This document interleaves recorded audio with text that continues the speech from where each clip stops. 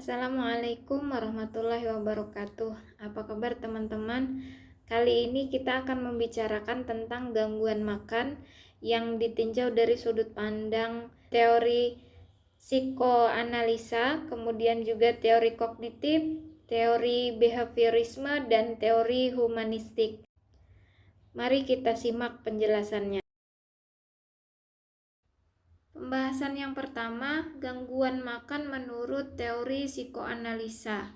Psikoanalisa menekankan bahwa perilaku manusia dipengaruhi oleh konflik bawah sadar, pengalaman masa kecil, dan dinamika kepribadian. Dalam konteks gangguan makan, pendekatan ini melihat bahwa perilaku seperti anoreksia, bulimia, dan binge eating bukan hanya masalah biologis, tapi merupakan ekspresi simbolik dari konflik emosional yang belum terselesaikan. Asal mula gangguan makan menurut teori psikoanalisa ini dibagi pada perkembangan psikoseksual menjadi 5 tahap, yaitu oral, anal, falik, laten, dan genital. Gangguan makan sering dikaitkan dengan fiksasi pada tahap oral, yaitu usia 0-18 bulan, di mana mulut menjadi pusat kenikmatan dan kepuasan. Jika seorang mengalami trauma atau ketidakpuasan di tahap ini, misalnya kurang perhatian dari ibu atau pola pemberian makan yang bermasalah, maka ia bisa mengalami fiksasi oral yang kemudian muncul dalam bentuk yang pertama, kompulsi untuk makan berlebih sebagai bentuk pelampiasan emosional, atau penolakan makan sebagai cara untuk memperoleh kendali atas tubuh dan kehidupannya. Menurut pendekatan psikoanalitik, gangguan makan adalah cara bawah sadar untuk menyelesaikan konflik emosional yang tidak disadari secara penuh. Misalnya pada anoreksia nervosa, penolakan makan bisa menjadi simbol dari penolakan terhadap figur otoritas, misalnya orang tua. Bisa juga mencerminkan ketakutan terhadap kedewasaan atau seksualitas, serta keinginan untuk mempertahankan kendali atas diri. Lalu pada bulimia nervosa menunjukkan konflik antara id atau dorongan makan yang kuat dan superego, yaitu rasa bersalah setelah makan. Kemudian memuntahkan setelah makan adalah bentuk hukuman diri karena tidak mampu mengendalikan dorongan. Lalu pada binge eating disorder mengindikasikan adanya kekosongan emosional atau rasa tidak dicintai yang berusaha diisi melalui makan. Makanan menjadi pelarian dari perasaan tidak aman, kesepian, atau trauma. Peran terapi psikoanalisis. Tujuan dari terapi dalam pendekatan psikoanalisis adalah yang pertama, menggali dan menyadari konflik bawah sadar yang menjadi dasar pada gangguan makan. Kemudian, memahami hubungan antara pengalaman masa kecil dan pola makan saat ini. Lalu, mencapai insight psikologis, yaitu kesadaran mendalam tentang makna simbolik dari perilaku yang merusak. Melalui terapi ini diharapkan individu dapat melepaskan diri dari dorongan bawah sadar yang merusak dan membangun mekanisme coping yang lebih sehat. Masuk pada tahap pembahasan kelebihan dan kelemahan teori psikoanalisa dalam mengatasi gangguan makan. Kelebihan teori psikoanalisa yang pertama, membahas akar masalah yang mendalam. Psikoanalisa menggali konflik bawah sadar dan trauma masa kecil yang sering menjadi dasar dari gangguan makan, bukan hanya gejala permukaannya saja. Kemudian, teori psikoanalisa juga memahami makna simbolik dari makanan. Makanan tidak hanya dilihat sekedar sebagai nutrisi, tapi sebagai simbol cinta, kontrol, atau harga diri. Ini sangat penting bagi penderita anoreksia atau bulimia yang menjadikan tubuh sebagai medan perang emosional. Lalu selanjutnya, teori psikoanalisa juga memiliki kelebihan, yaitu menyediakan wawasan psikologis atau insight jangka panjang. Seperti apa? Ketika pasien menyadari pola konflik dalam dirinya, perubahan yang terjadi cenderung lebih mendasar dan bertahan lama. Nah, teori psikoanalisa juga memiliki kelemahan. Yang pertama, proses terapi sangat lama dan intensif. Terapi psikoanalisa bisa memakan waktu bertahun-tahun dan tidak cocok untuk kasus gangguan makan yang sudah mengancam jiwa secara fisik dan membutuhkan tindakan cepat. Kemudian, kurang bukti empiris atau ilmiah. Banyak konsep seperti id, ego, dan konflik bawah sadar sulit diukur secara ilmiah dan dianggap terlalu abstrak. Berikutnya juga tidak fokus pada perubahan perilaku langsung. Gangguan makan juga membutuhkan intervensi perilaku cepat, misalnya jadwal makan, pemantauan berat badan. Nah, sedangkan psikoanalisa lebih fokus pada refleksi emosional jangka panjang. Berikutnya pembahasan tentang gangguan makan dalam perspektif teori kognitif.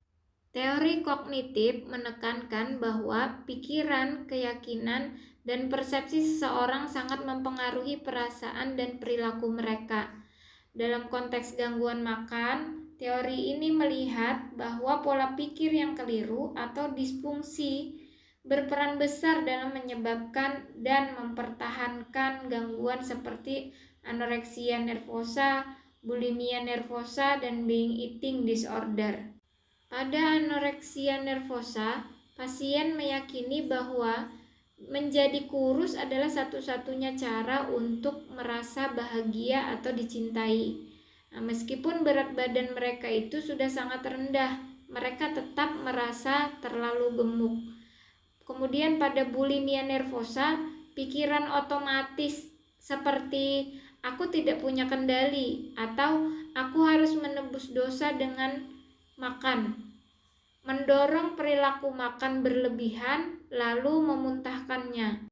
Kemudian pada binge eating disorder itu terjadi karena pikiran negatif tentang diri sendiri. Aku lemah, aku tidak bisa berubah, yang justru kemudian memperkuat dorongan untuk makan berlebihan sebagai pelarian emosional. Pola pikir disfungsional dalam gangguan makan. Berikut beberapa contoh distorsi kognitif yang umum ditemukan pada penderita gangguan makan. Jenis distorsi all or nothing thinking. Nah, contoh pikirannya adalah kalau aku nggak kurus banget, berarti aku gendut dan gagal. Kemudian jenis distorsi overgeneralization. Contoh pikirannya seperti apa? Karena aku makan coklat, berarti dietku hancur dan aku nggak berharga. Jenis distorsi berikutnya adalah catastrophizing. Kalau berat badanku naik 1 kilogram saja, hidupku akan berantakan. Terus jenis distorsi personalization. Contoh pikirannya, kalau orang lihat aku makan banyak, pasti mereka pikir aku rakus dan menjijikkan. Pendekatan terapi kognitif pada gangguan makan. Terapi utama dalam pendekatan ini adalah Cognitive Behavioral Therapy atau CBT. Tujuannya yang pertama, mengidentifikasi dan merubah pikiran negatif atau tidak realistis terkait tubuh, makanan, dan harga diri. Lalu tujuan berikutnya, mengganti perilaku maladaptif seperti kelaparan, memuntahkan, makan berlebihan dengan strategi coping yang sehat. Kemudian membangun konsep diri yang lebih luas, tidak hanya berdasarkan bentuk tubuh. Nah, contoh intervensi misalnya jurnal pikiran otomatis, reframing atau mengganti pola pikir, lalu latihan menghadap cermin secara positif. Kelebihan dan kelemahan teori kognitif dalam menangani gangguan makan. Kelebihannya adalah yang pertama, terbukti efektif secara empiris, kemudian terstruktur, terukur, dan bisa diterapkan dalam waktu tertentu. Adapun kelemahannya, ia kurang memperhatikan faktor emosional mendalam atau trauma masa lalu dan fokus pada pikiran sadar saja, bukan bawah sadar. Berikutnya, gangguan makan menurut teori behavioristik. Teori behavioristik atau perilaku berfokus pada perilaku yang tampak dan dapat diamati, serta bagaimana perilaku tersebut dibentuk oleh lingkungan melalui penguatan atau reinforcement, melalui hukuman atau punishment, dan melalui pembelajaran atau conditioning. Dalam konteks gangguan makan seperti anoreksia nervosa, bulimia nervosa, dan binge eating disorder, teori ini menjelaskan bahwa perilaku makan menyimpang dipelajari dan diperkuat oleh respon lingkungan atau hasil dari pengalaman masa lalu. Penjelasan behavioristik terhadap gangguan makan. Yang pertama, classical conditioning atau Pavlovian. Seorang mungkin mengasosiasikan makanan dengan rasa bersalah atau kecemasan. Contoh, jika seorang diejek karena berat badan setelah makan, maka bisa menjadi stimulus yang diasosiasikan dengan rasa malu, menyebabkan penolakan makan, yaitu anoreksia. Nah, kemudian juga ada modeling observational learning oleh Bandura. Individu belajar perilaku makan menyimpang dari meniru orang lain. Remaja bisa meniru selebritas atau teman-teman yang diet ketat dan langsing. Media sosial yang mempromosikan tubuh ideal juga bisa memperkuat pola makan tidak sehat. Lalu menurut Skinner dalam operan conditioningnya, perilaku makan menyimpang diperkuat secara positif atau negatif. Yang pertama, reinforcement positif. Seseorang yang menurunkan berat badan mendapat pujian dari orang lain, sehingga ia terdorong semakin membatasi makannya. Kemudian reinforcement negatif, makan banyak bisa mengurangi stres atau emosi negatif, sehingga membuat perilaku binge eating. Nah, punishment. Setelah makan banyak, penderita bulimia memuntahkan makanannya karena merasa bersalah. Nah, yang menjadi semacam hukuman diri. Contohnya anoreksia nervosa. Nah, ini dipelajari karena adanya penguatan sosial melalui dipuji karena kurus. Lalu diet ekstrim diperkuat oleh rasa kendali dan keberhasilan awal menurunkan berat badan. Pada bulimia nervosa misalnya contohnya, perilaku makan berlebih memberikan kelegaan saat dia merasakan stres. Menjadi kebiasaan yang diperkuat karena mengurangi rasa bersalah setelah makan berlebih. Pada binge eating disorder, contohnya seringkali ini berkembang karena makan digunakan sebagai coping mechanism atau pengalihan stres dan terus berulang karena menghasilkan kenyamanan emosional sementara. Tujuan dan pendekatan terapi behavioristik. Fokus terapi adalah mengubah perilaku, bukan menggali konflik batin. Strategi yang umum digunakan adalah yang pertama, desensitisasi sistematis, yakni mengurangi kecemasan terhadap makanan atau tubuh. Kemudian self monitoring, yaitu pencatatan perilaku makan dan emosi untuk menyadari pola negatif. Kemudian berikutnya reinforcement plan, yaitu memberikan hadiah untuk perilaku makan yang sehat. Kemudian modeling. Nah, ini menyediakan role model positif dalam cara makan sehat. Kelebihan teori behavioristik yang pertama, terukur dan dapat diamati secara langsung. Kedua, fokus pada perubahan perilaku nyata. Ketiga, cocok untuk intervensi jangka pendek. Kemudian yang keempat, didukung banyak bukti empiris dan riset klinis. Adapun kelemahan teori behavioristik yang pertama, dia mengabaikan faktor psikologis internal seperti emosi, keyakinan, atau trauma masa lalu. Kurang efektif jika pasien memiliki gangguan makan karena masalah identitas, harga diri, atau trauma yang mendalam. Lalu yang terakhir, perubahan perilaku bisa kembali jika penguatan lingkungannya hilang. Lalu selanjutnya, gangguan makan menurut teori humanistik. Teori humanistik menekankan pentingnya aktualisasi diri, harga diri, dan kebutuhan akan cinta dan penerimaan. Dalam konteks gangguan makan, bahwa gangguan makan muncul ketika individu mengalami ketidakseimbangan antara diri ideal, self-ideal, dan diri nyata, serta kurangnya penerimaan tanpa syarat dari lingkungan. Penjelasan teori humanistik terhadap gangguan makan. Yang pertama, ketidaksesuaian antara diri nyata dan diri ideal.